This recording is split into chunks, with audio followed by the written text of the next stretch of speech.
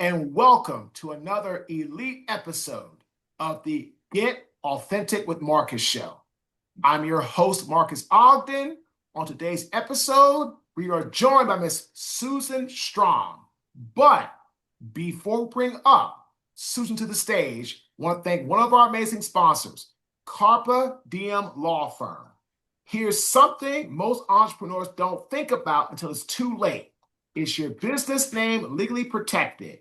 Can someone else trademark it tomorrow and force you to rebrand everything you've built? That's where Ilona Anderson comes in. She's the founder of Carpe Diem Law Firm, and she helps authentic entrepreneurs protect their brands and their businesses so you can focus on growth, not legal disasters. Ilona specializes in trademark registration to lock down your brand, employee handbooks to protect you from lawsuits, and contracts that actually work in your favor. Whether you're bootstrapping your first startup or scaling a seven-figure company, she's got you covered nationwide. Don't wait till someone steals your name or an employee sues you. Visit carpediemlawfirm.com or connect with Ilona on LinkedIn. Protects your business, protects your future. Now, here she is, Susan. How you doing today, Susan? I'm doing great. Thank you. Good. Nice to have you here, young lady. Susan, first question. What does the word authentic/authenticity mean to you?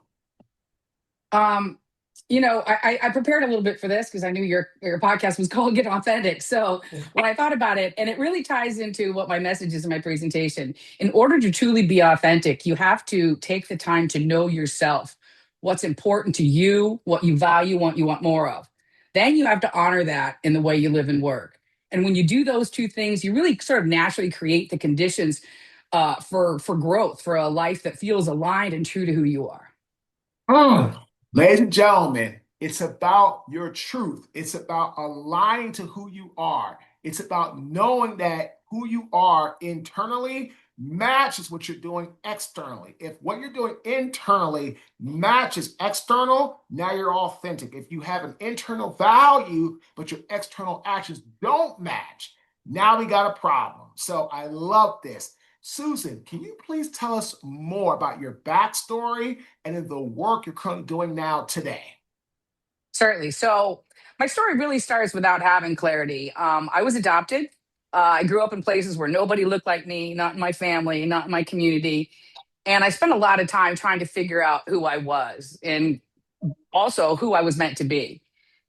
Going through life, whenever something didn't really fit, I made big changes. I trusted my gut. I didn't really know how things were going to work, but I knew that when it was time to shift, I had to do it. They were scary times, but they also moved me forward. And then over time, I realized that there was a pattern. Every step of my life was spent answering the same three questions. What do I have to do? What do I want to do? And who do I want to be? I didn't really understand the language for it back then, but that rhythm was there. Then when I learned the bartender's golden ratio, which is what my presentation is based on, 2-1-1, everything clicked. And I saw the parallel. The balance that makes a great cocktail mirrors the balance that I've been trying to create in my own life. And that's sort of the foundation for the concept of grow. And how it works is this. So there's something called the bartender's golden ratio. Have you ever heard of it? Not. All right. It's something bartenders or mixologists use. It's a key to making a balanced cocktail every single time. It's 2 parts strong, 1 part sweet, 1 part sour. The strong is the spirit. It's the base, the backbone, and the foundation of the cocktail. And then you modify that with 1 part sweet and 1 part sour. And what I realized is that in life, if we follow that same structure, the 2 part strong, consider that work. But it's not just work. It's what you have to do to succeed at work. It's showing up and doing your best and then doing it every day.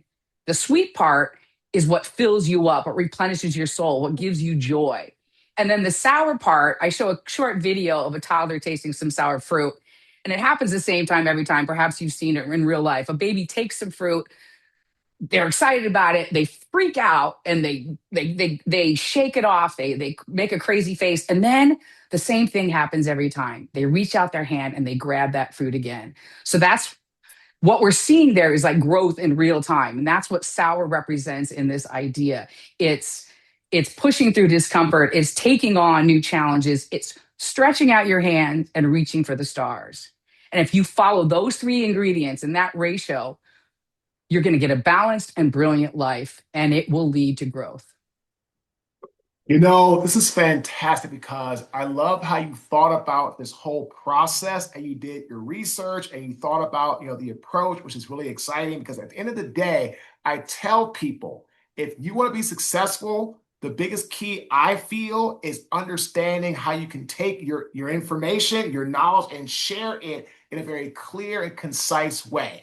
Before we get into, more about your methodology and how it ties into life and business and creates that very well-balanced life, right?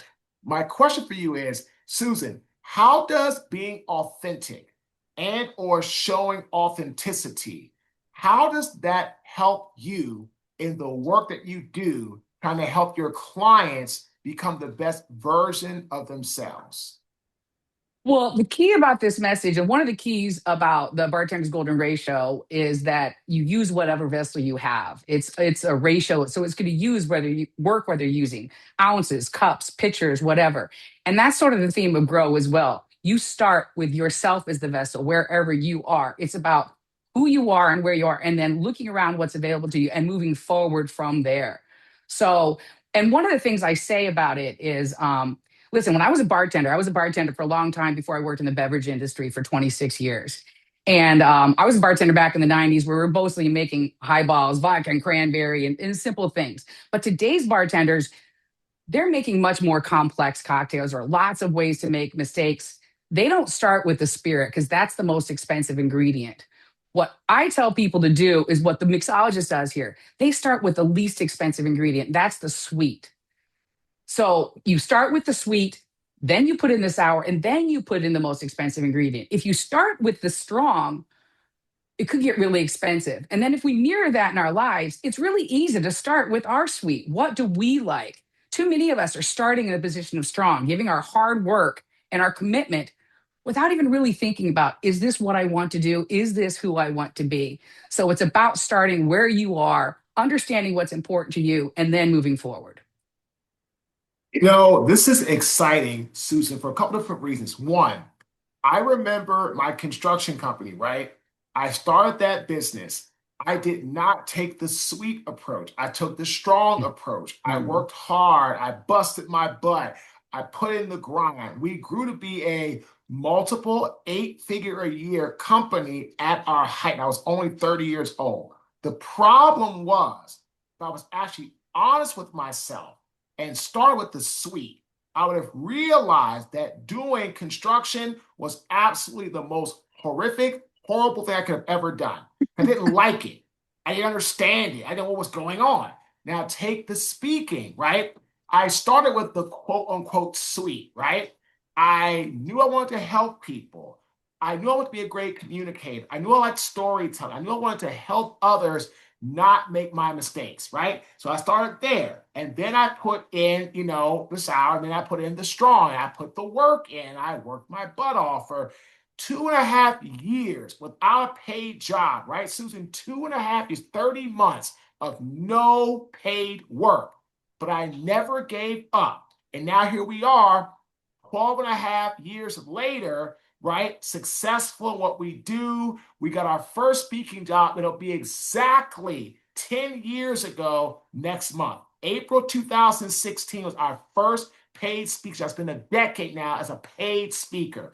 Ladies and gentlemen, this is so riveting because Susan is basically explaining how you need to take and approach your life. And I love this because, Susan, when I coach people, I always ask, okay, I'm coaching you, great. I know what you want to work on, great. But the first thing I ask, what are 3 things you are good at? What are your 3 biggest strengths? I want to know because we can take that and build. So, Susan, my next question is, you worked as a bartender, I got that. You worked in the beverage industry for 26 years, got that. Where did you come up with this idea, this awesome philosophy that, of course, you knew about, that you want to take that and write something and kind of deliver something to others to help others learn the secret of how to live a well-balanced life? Well, as my path is a lot like yours. I went to college to be an engineer because I thought it made sense. I was good at high school math. I thought you'd make a lot of money as an engineer.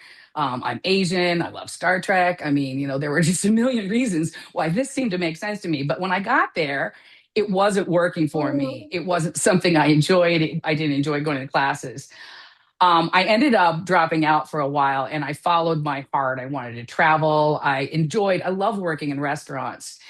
And eventually, I came to a point where working in hospitality wasn't serving me anymore. And I realized I needed to make a change. But I wasn't thinking like a kid anymore. What is the big blue sky? Maybe I could be an astronaut or whatever. Now I had to think about from where I am, what is the best natural step forward? I had experience in the bar business. I knew that I liked dealing with customers. I set my sights on working in the booze business. And that was an incredible opportunity to enjoy everything I loved about hospitality, but now I'm putting it into building something, a long term career. When I got to that place, I looked back at my life and I said, how did I get here? And that's when I realized those three questions were what I answered.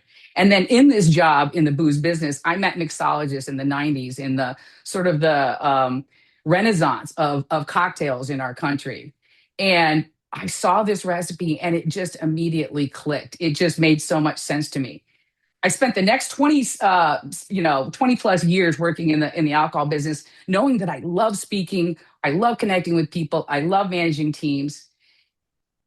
And in the end, I'm like, I had a boss that I didn't love. I quit my job and I decided I'm going to try to make this an opportunity. I want to do what I've always been doing. In fact, back in college, when it took me a long time to finish college. In the end, I finished because I went to the counselor and I said, "What's the quickest way to graduate?" And she said, "You took all these public speaking classes. The best way to graduate is communications." I took that. That's another example of me leaning into my suite. But I feel like this is so simple. It's so real. The audience that I've been presenting to have been really connecting with it. And I feel like it's an opportunity to share it more throughout the world and really continue to connect and make a difference. Susan, I wrote something down about you found the way to graduate through what you love to do and communication and speaking and helping others. Ladies and gentlemen, this is what it's all about. Most time, I don't know many people that start out their life saying, I'm going to be a keynote speaker. I mean, there might be some, but I don't know a lot. Most of us have worked other crafts. Most of us have worked other careers. And most of us that are really good, well, all the greats have a story they can share about the experience. And that's what makes great keynote speakers. That's what makes great people like Susan want to go out and share the message and help other people. And she did that. So, Susan, I have a question for you. When it comes to speaking and empowering and enlightening people, what is it about your work that gets you most fired up? Because I love to hear what really gets you charged up in your energy just so high that you're just loving everything you do about the work and about the path you've now chosen. I said the word before, but I'm going to say it again. It's the connection. It is that ability when I'm talking to people, when I look out there and I'm talking about my life and my stumbles and my challenges and then the triumphs that I was able to eventually, achieve. When I see people looking at me and nodding, and then they come up afterwards and say, I connected, that resonated. If I had known this when I was younger, that sort of moment is what it's all about, really. Susan, I do a lot of speaking as well. We'll talk more offline about that. I mean, we do a lot of tech or real estate or IT or finance or insurance or commercial insurance, life insurance, you name it. But we've done a lot of sales kickoff events lately.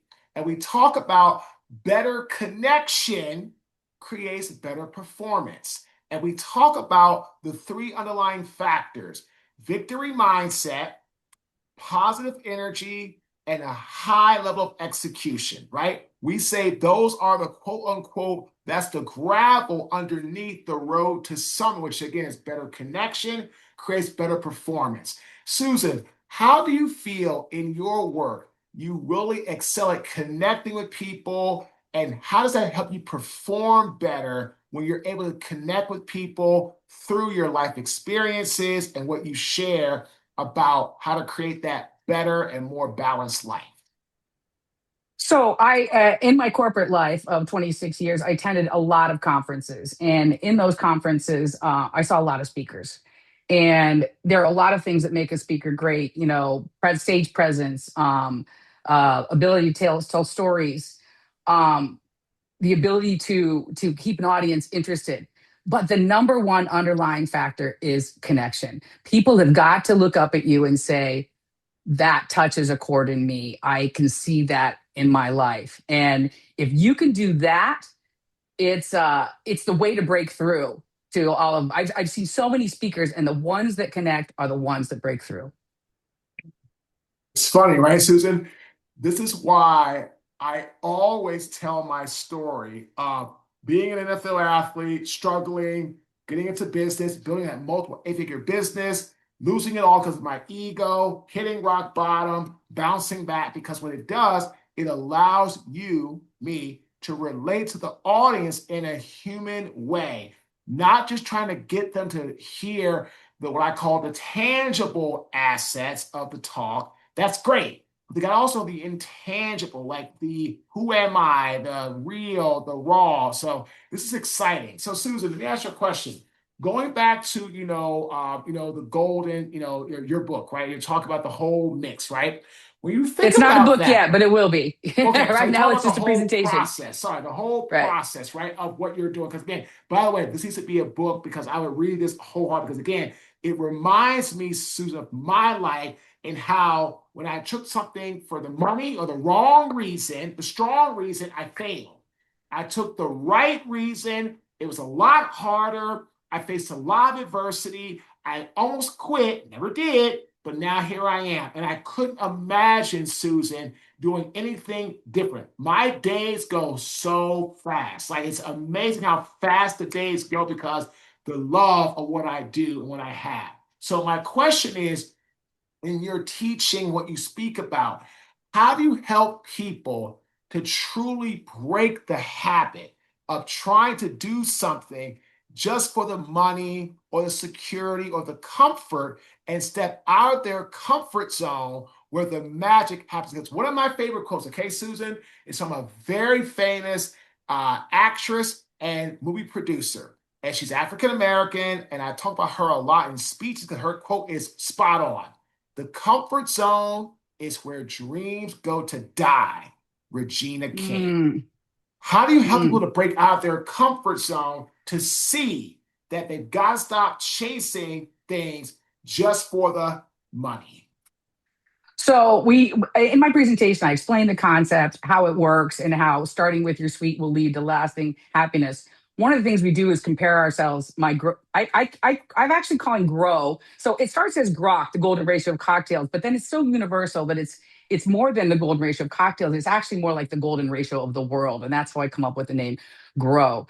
And when you are in this mindset of growth, you're able to, you know what? I lost my train of thought for a second. So we'll cut that section. But I take them through the process of explaining it. And then I do 6 lessons from behind the bar that help us apply it. And a lot of these lessons are about looking at yourself, getting to know yourself, making the time. And then it's about the actions to take to break yourself free from a rut where you're not growing. One phrase I use that I didn't make it up, I did find it, but would you rather admit you walked through the wrong door or spend the rest of your life in the wrong room? And that really powerful moment, it makes people think, holy cow, there's only this one life that I know I have to live. I have to make sure I maximize it. You know, Susan, you just gave me chills right there because how many people do we know that walk through the wrong door in their life? How many? How many We people all do it. make the How many of wrong? those doors do we all walk through, right? I mean, again, I literally walked through a door to construction that I felt was going to be my new coup de grace. Like, I'm going to be this big constructor. I'm going to be. And in reality, it was just me trying to feed my own damn ego. That's all it was. Ladies and gentlemen, when we walk through the wrong door, a lot of times what happens, we're so focused on our own ego. We're so Mm. focused on doing what we think is the best for us. And that's what it really comes down to. And that's what really, really comes on that level. So I think that's a big part of the whole process. And that's what really comes down overall. So, Susan, my next question for you is the following, okay?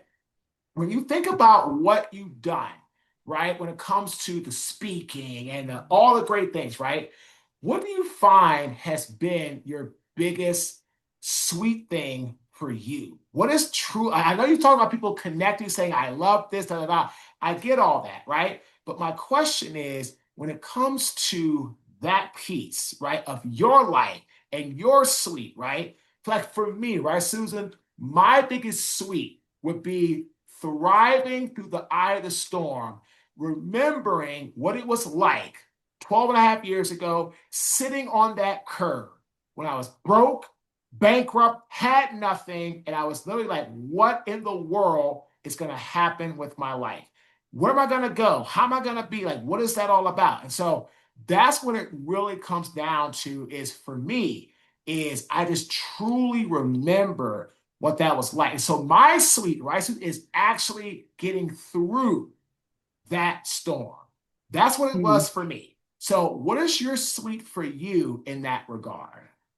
So if I guess if I sum it up and I'm hearing you say that, my biggest sweep is I feel like I've found what I was really meant to do. I went through so many iterations of trying to do this and trying to do this, and they were all versions of what I like doing, and some of them weren't, to be fair. But what I've realized is everything that I was, that I enjoyed, all that's all in this now. I like when I was in college and I took all those public speaking classes. One of my professors told me you should consider doing this for a living, and I was like, "What does that even mean?" You're a kid, you don't even understand what a speaker is. To your point about nobody aspires to it.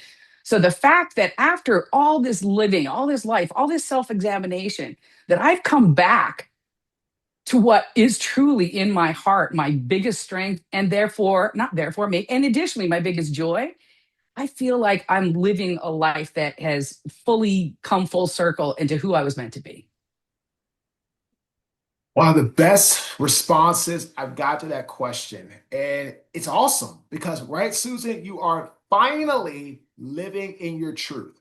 And that's exactly how I feel. Exactly. Because at the end of the day, right, Susan, this is not about us, right? When we speak, if you're a really good speaker, you know it's not about you.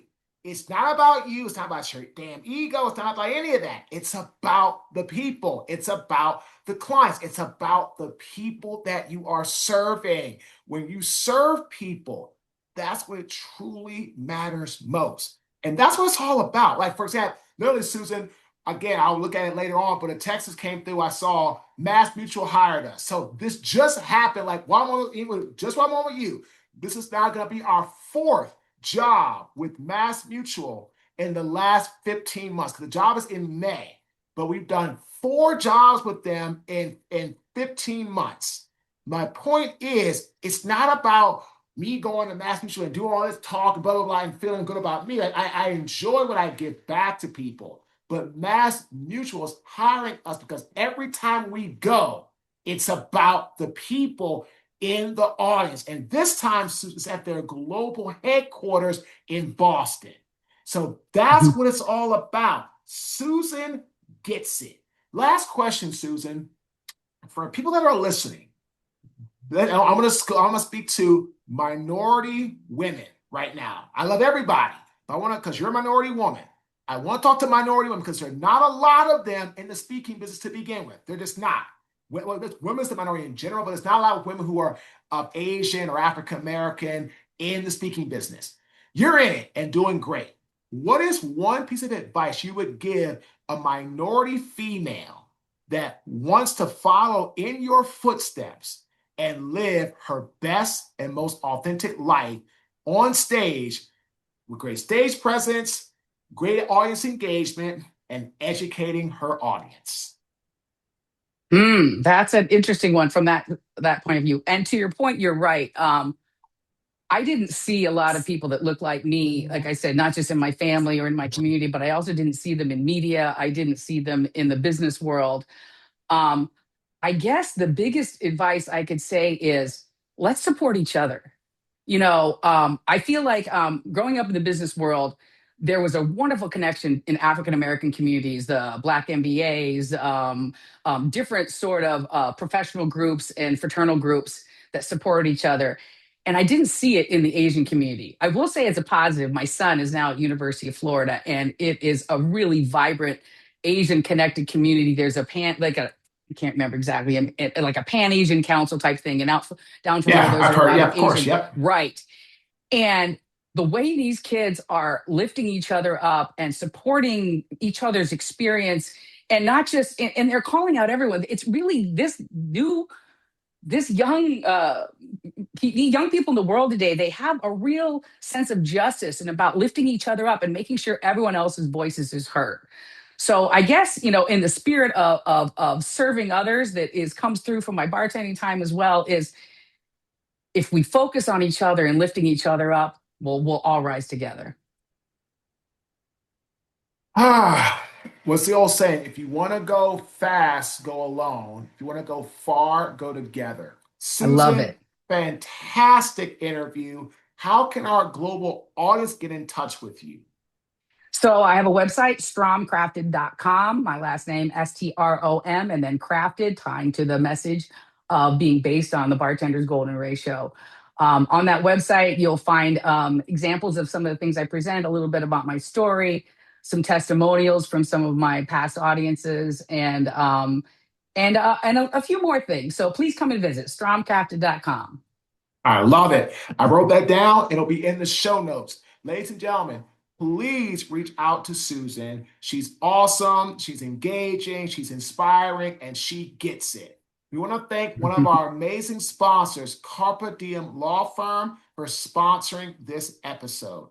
And the authentic tip of this great interview: in life, please be someone that's all about collaboration and helping others grow.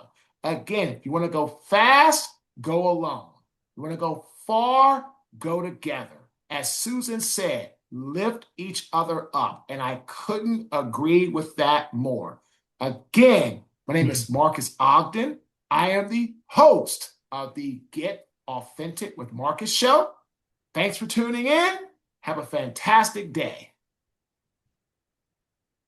Thank you.